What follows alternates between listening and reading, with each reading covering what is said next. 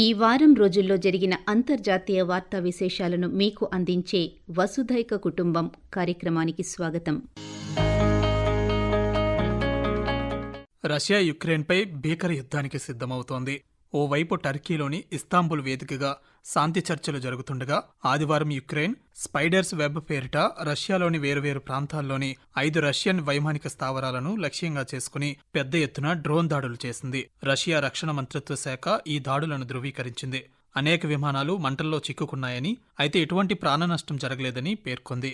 ఈ దాడులను ఉగ్రవాద దాడులుగా పరిగణిస్తున్నామని, తీవ్రమైన ప్రతిదాడులను ఎదుర్కోవలసి ఉంటుందని యుక్రెయిన్తో పాటు ఈ దాడులకు సహాయం అందించిన వారిని కూడా రష్యా హెచ్చరించింది. ఈ తరుణంలో ఉత్తర కొరియా రష్యా ఎటువంటి చర్య తీసుకున్నా బేషరతుగా మద్దతిస్తామని ప్రకటించడం ప్రాధాన్యత సంతరించుకుంది. అయితే యుక్రెయిన్ తన భద్రతా సేవల ద్వారా గత 11 నెలలుగా సిద్ధం చేసిన ఈ ఆపరేషన్ అణు సామర్థ్యం గల TU-95, TU-22 బాంబర్లతో సహా దాదాపు 40 విమానాలను ధ్వంసం చేసిందని తెలిపింది. రష్యా భూభాగంలోకి దాదాపు 400 కిలోమీటర్ల వరకు చొచ్చుకుని వెళ్లి మరీ ఈ దాడులు చేశామని జెలెన్స్కీ పేర్కొన్నారు. మరోవైపు షెడ్యూల్ ప్రకారం ఇస్తాంబుల్లో సోమవారం రష్యా యుక్రెయిన్ మధ్య 2వ రౌండ్ శాంతి చర్చలు జరిగాయి. కాల్పుల విరమణకు పరిస్థితులను అంచనా వేయడం, రష్యా యుక్రెయిన్ అధ్యక్షుల మధ్య సాధ్యమయ్యే సమావేశం గురించి చర్చించడం, మరికొంతమంది ఖైదీల మార్పిడి అవకాశాలను పరిశీలించడం ఈ సమావేశం యొక్క ముఖ్య లక్ష్యమని టర్కీ విదేశాంగ మంత్రి హకన్ ఫిడాన్ పేర్కొన్నారు. ఇదిలా ఉండగా అమెరికా అధ్యక్షుడు డొనాల్డ్ ట్రంప్ బుధవారం రాత్రి రష్యా అధ్యక్షుడు వ్లాదిమిర్ పుతిన్తో గంటకు పైగా ఫోన్లో మాట్లాడారు. ఈ చర్చలు యుక్రెయిన్లో తక్షణ శాంతికి దారి తీయవని అధ్యక్షుడు పుతిన్ స్పష్టం చేశారు. యుక్రెయిన్ తమ వైమానిక స్థావరాలపై చేసిన దాడులకు రష్యా ధీటుగా స్పందిస్తుందని హెచ్చరించారు. అమెరికా అధ్యక్షుడు డొనాల్డ్ ట్రంప్, ప్రముఖ వ్యాపారవేత్త ఎలాన్ మస్క్లు ఇరువురు ఒకరిపై ఒకరు పరస్పరం సంచలన ఆరోపణలు చేసుకుంటున్నారు. ఎలాన్ మస్క్ 2024 అమెరికా ఎన్నికల్లో డొనాల్డ్ ట్రంప్కు మద్దతునివ్వడంతో పాటు స్వయంగా ప్రచారం చేసి ఆయన విజయంలో కీలక పాత్ర పోషించాడు. అనంతరం వ్యయ నియంత్రణకు ఉద్దేశించిన ప్రభుత్వ సామర్థ్య విభాగం డోజ్ బాధ్యతలను కూడా ఎలాన్ మస్క్ చేపట్టారు. అయితే ఇటీవల డోజ్ బాధ్యతల నుంచి ఎలాన్ మస్క్ అనూహ్యంగా తప్పుకున్నారు. తాను ప్రతిపాదించిన ఫెడరల్ ప్రభుత్వ వ్యయ నియంత్రణ బిల్లును ఎలాన్ మస్క్ వ్యతిరేకించడంపై అమెరికా అధ్యక్షుడు డొనాల్డ్ ట్రంప్ అసంతృప్తి వ్యక్తం చేశారు.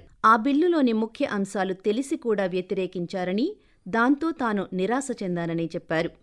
గురువారం శ్వేత సౌధంలోని ఓవల్ హౌస్లో ట్రంప్ పాత్రికేయులతో మాట్లాడుతూ ఒక్క విద్యుత్ వాహనాల అంశం తప్ప బిల్లులోని మిగిలిన అంశాలపై ఎలాన్ మస్క్కు అభ్యంతరాలు లేవని పేర్కొన్నారు. So I was very surprised. You saw the words he had for me, and he hasn't said anything about me that's bad.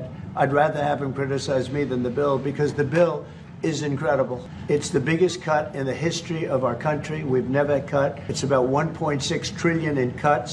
And, Elon's upset because we took the EV mandate, and, which was a lot of money for electric vehicles. They're having a hard time, the electric vehicles, and they want us to pay billions of dollars in subsidy. And, Elon knew this from the beginning. He knew it for a long time ago. That's been I would say, JD, that hasn't changed. That's been right from the beginning. అయితే తన మద్దతు లేకుంటే 2024 America ఎన్నికల్లో Republican party నాయకులు ఓటమి పాలయ్యేవారని Elon Musk వ్యాఖ్యానించారు. తాను లేకుంటే ట్రంప్ ఓడిపోయేవారని, ప్రతినిధుల సభపై డెమోక్రాట్లు ఆధిక్యం సాధించేవారని చెప్పారు. ఎన్నికల ముందు సంచలనాత్మకంగా మారిన ఎప్స్టీన్ ఫైల్స్లో ట్రంప్ పేరు కూడా ఉందని, అందుకే ఆ ఫైల్స్ వివరాలను బయటపెట్టడం లేదంటూ సామాజిక మాధ్యమం ఎక్స్లో పేర్కొన్నారు. డొనాల్డ్ ట్రంప్ను అభిశంసించి ఆ స్థానంలో ఉపాధ్యక్షుడు జేడీ వ్యాన్స్ను అధ్యక్షుడిగా చేయాలంటూ ఎలాన్ మస్క్ బహిరంగ వ్యాఖ్యలు చేశారు. ఎలాన్ మస్క్ వ్యాఖ్యలను ట్రంప్ తోసిపుచ్చారు. రిపబ్లికన్ ట్యాక్స్ బిల్లును మస్క్ వ్యతిరేకించడంతో తాను అసంతృప్తికి గురయ్యానని, శ్వేత సౌధంలో ఎలాన్ మస్క్ లేకపోవడం విచారకరమని ట్రంప్ సైతం వ్యాఖ్యానించారు. తాను ఎన్నికల్లో విజయం సాధించడానికి మస్క్ అవసరం లేదని స్పష్టం చేశారు. మస్క్ లేకుండానే పెన్సిల్వేనియాలో తాను గెలిచేవాడినని తెలిపారు. ఎలాన్ మస్క్ వ్యవహార శైలి ఇలాగే కొనసాగితే ఆయన వ్యాపారాలకు ఉపయోగపడే ప్రభుత్వ కాంట్రాక్టులకు, రాయితీలకు కోత వేస్తానని ట్రంప్ హెచ్చరించారు.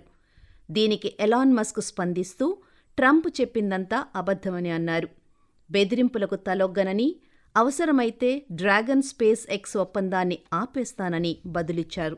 సింగపూర్లో శనివారం జరిగిన ఉన్నత స్థాయి శిఖరాగ్ర సమావేశమైన షాంగ్రీలా డైలాగ్లో అమెరికా రక్షణ కార్యదర్శి పీట్ హెగ్సేత్ వివాదాస్పద వ్యాఖ్యలు చేశారు. చైనా తైవాన్ ప్రాంతానికి ముప్పు అని ఆయన చేసిన వ్యాఖ్యలకు చైనా అమెరికాను హెచ్చరించింది. ఆసియా పసిఫిక్ ప్రాంతంలో విభజనను తీసుకురావడానికి పీట్ హెగ్సేత్ ప్రయత్నిస్తున్నారని చైనా ప్రభుత్వం ఆరోపించింది. ఆసియా శక్తి సమతుల్యతను మార్చాలనే ఉద్దేశంతోనే తైవాన్పై దాడికి చైనా సిద్ధమవుతోందని హెగ్సేత్ అన్నారు. ఇండో పసిఫిక్ ప్రాంతం ట్రంప్ పరిపాలనకు ప్రాధాన్యతనిస్తుందని ఈ సందర్భంగా ఉద్ఘాటించారు. సింగపూర్లోని షాంగ్రిలా డైలాగ్ అనేది రక్షణ వర్గాలకు, దౌత్యవేత్తలకు ఆసియాలో ఒక ప్రధాన వేదికగా కొనసాగుతోంది. అయితే ఈ కార్యక్రమంలో భారత త్రివిధ దళాధిపతి సిడిఎస్ జనరల్ అనిల్ చౌహాన్ పాల్గొని షాంగ్రిలా డైలాగ్ను ఉద్దేశించి ప్రసంగించారు. రక్షణ రంగంలో భారత్ సాధించిన స్వావలంబనకు ఆపరేషన్ సింధూర్ అద్దం పట్టిందని పేర్కొన్నారు. ఆకాశ్ వంటి పూర్తి దేశీయ ఎయిర్ డిఫెన్స్ వ్యవస్థలు పాకిస్తాన్ దాడులను అత్యంత సమర్థవంతంగా అడ్డుకుని తిప్పికొట్టాయని గుర్తు చేశారు. గగనతల రక్షణకు విదేశాల సహాయంపై ఆధారపడకుండా సొంతంగా అభివృద్ధి చేసుకున్న దేశవ్యాప్త సమీకృత రాడార్ వ్యవస్థ అద్భుతంగా రాణించి సత్తా చాటిందన్నారు.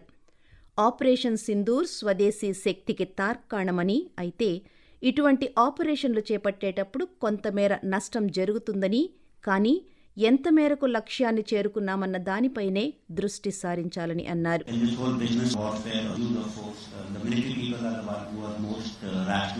Because we understand that war and warfare is very, very unpredictable, and we also probably understand the consequences of war. So that I think is important.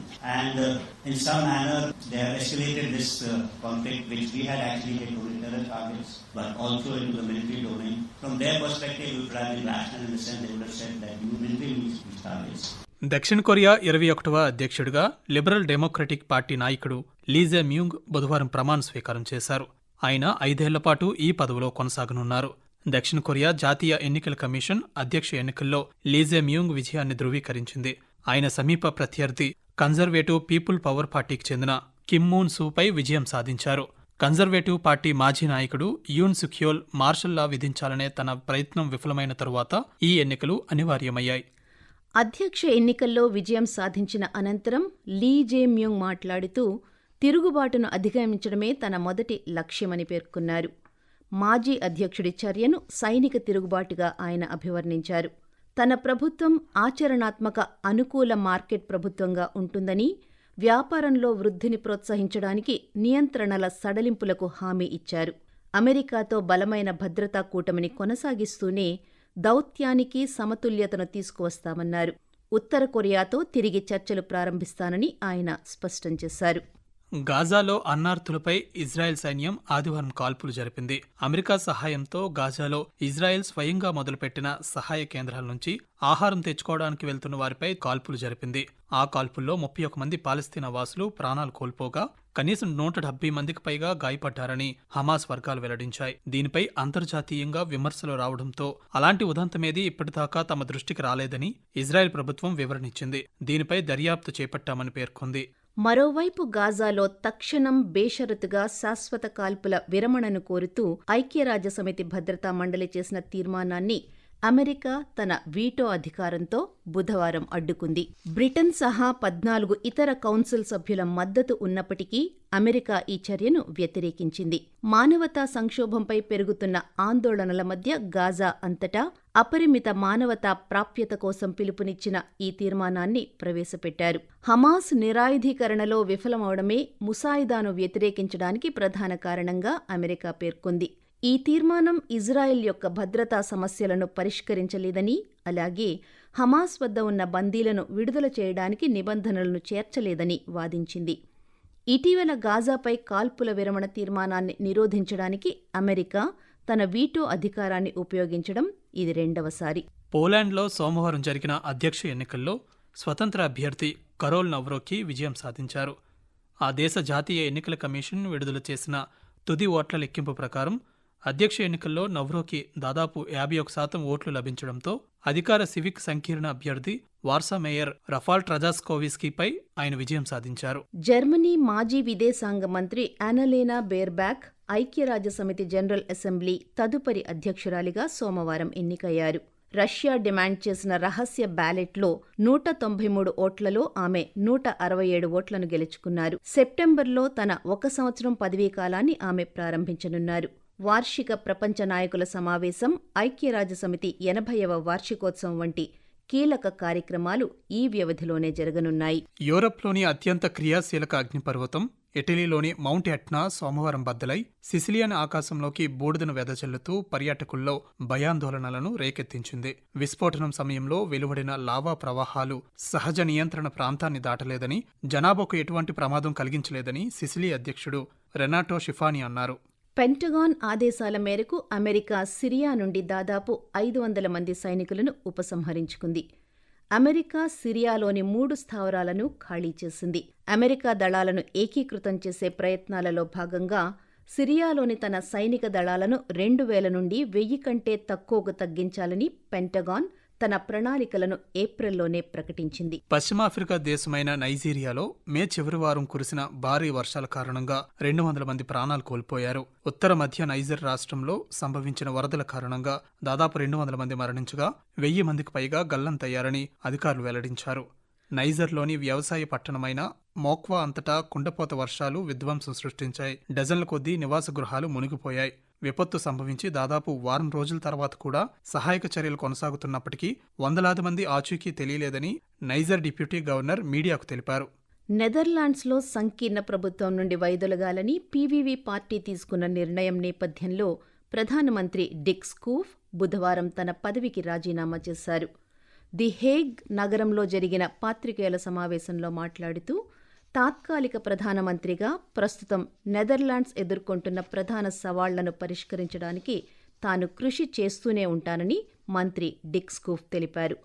Schoof నేతృత్వంలోని డచ్ ప్రభుత్వం గత సంవత్సరం జూలైలో అధికారం చేపట్టింది. భారత పొరుగుదేశమైన బంగ్లాదేశ్లో గత సంవత్సరం జూలై, ఆగస్టులో జరిగిన సామూహిక తిరుగుబాటు సమయంలో అమానవీయంగా నేరాలకు పాల్పడ్డారనే ఆరోపణలపై దాఖలైన కేసులో అంతర్జాతీయ నేరాల ట్రిబ్యునల్ ఐసీటీ ఆ దేశ మాజీ ప్రధానమంత్రి షేక్ హసీనా, మాజీ హోంమంత్రి అసదుజ్మాన్ ఖాన్ కమల్లను అరెస్టు చేయడానికి వారెంట్లు జారీ చేసింది.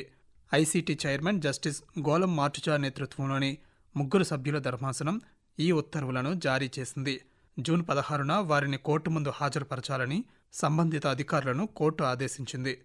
హార్వర్డ్ విశ్వవిద్యాలయంలో విదేశీ విద్యార్థుల విద్యార్థి వీసాలను పరిమితం చేస్తూ అమెరికా అధ్యక్షుడు డొనాల్డ్ ట్రంప్ ఒక ప్రకటనపై బుధవారం సంతకం చేశారు. ఇది 6 నెలల పాటు తాత్కాలిక సస్పెన్షన్ అని, దీనిని పొడిగించవచ్చని వైట్ హౌస్ పేర్కొంది. ఈ చర్యకు ప్రతిస్పందిస్తూ హార్వర్డ్ విశ్వవిద్యాలయం దీనిని హార్వర్డ్ యొక్క హక్కులను ఉల్లంఘించి ట్రంప్ తీసుకున్న మరో చట్టవిరుద్ధమైన ప్రతీకార చర్యగా అభివర్ణించింది. అంతర్జాతీయ విద్యార్థులను రక్షించడం కోసం బలంగా పోరాడతామని హార్వర్డ్ స్పష్టం చేసింది. అలాగే జాతీయ భద్రతకు ముప్పు ఉందని పేర్కొంటూ 12 దేశాల నుండి ప్రయాణాన్ని నిషేధించే మరో ప్రకటనపై కూడా అధ్యక్షుడు డొనాల్డ్ ట్రంప్ సంతకం చేశారు. Afghanistan, Myanmar, Congo republic, equatorial Guinea, Iran, Libya, Somalia, Sudan, Yemen మొదలగు దేశాల నుండి ప్రజల ప్రవేశాన్ని పాక్షికంగా పరిమితం చేస్తున్నామని వైట్ హౌస్ ఒక ప్రకటన విడుదల చేసింది. మిస్ వరల్డ్ 2025 టైటిల్ను థాయిలాండ్కు చెందిన ఓపల్ సుచాత కైవసం చేసుకుంది. హైదరాబాద్లో జరిగిన మిస్ వరల్డ్ పోటీల్లో ఫైనల్ రౌండ్లో తొలి స్థానంలో నిలిచిన ఓపల్ సుచాతకు 2024 విశ్వసుందరి క్రిస్టీనా బ్లూ క్రౌన్ను అలంకరించింది. మిస్ వరల్డ్ మొదటి రన్నరప్గా ఇథియోపియాకి చెందిన అడ్మాసు, రెండవ రన్నరప్గా పోలాండ్కు చెందిన మాజా క్లాజ్డ్ నిలిచారు. ఇంతవరకు ఈ వారం రోజుల్లో జరిగిన అంతర్జాతీయ వార్తా విశేషాలను మీకు అందించే వసుదైక కుటుంబం కార్యక్రమాన్ని విన్నారు. వ్యాఖ్యానం డివి సత్యనారాయణ, ఎన్ మణి. సమర్పణ ప్రాంతీయ వార్తా విభాగం, ఆకాశవాణి విశాఖపట్నం కేంద్రం. వెలువడింది ఆకాశవాణి విజయవాడ కేంద్రం నుండి.